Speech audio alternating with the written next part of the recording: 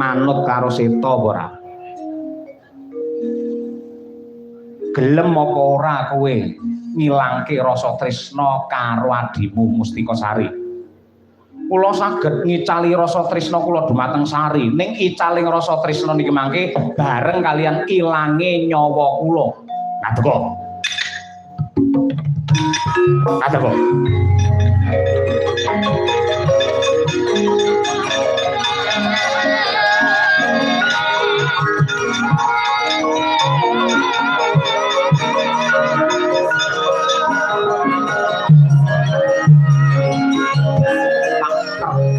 Larang apa kang dadi kewantenmu, tekadmu sing kenceng, gegayuanmu sing gembleng, gak regani larang.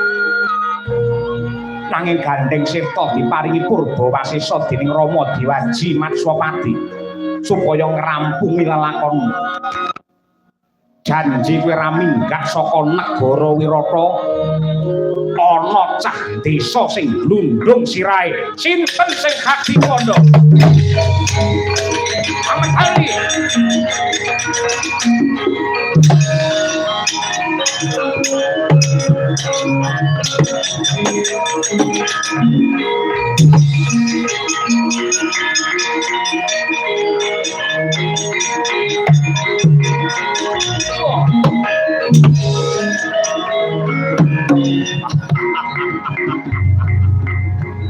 Jajal kaya apa kaprawirane anak ratu Wirata.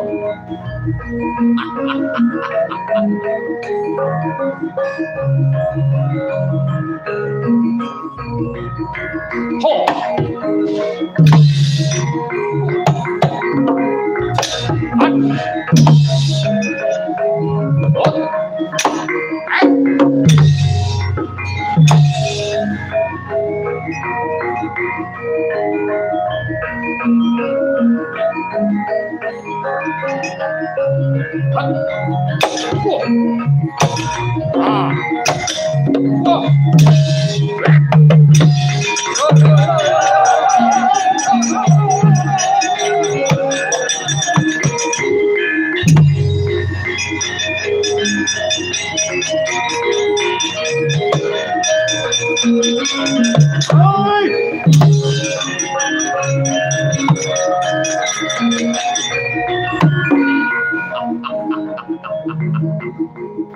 Mesti kuaci durung mundur.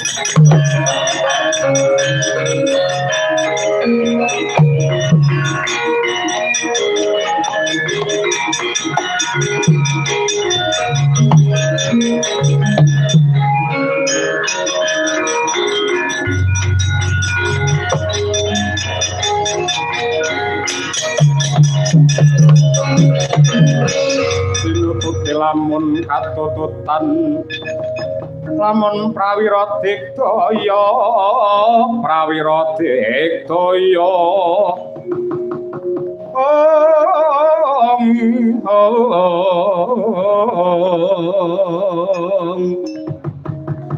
Pura Purnita reh kagiri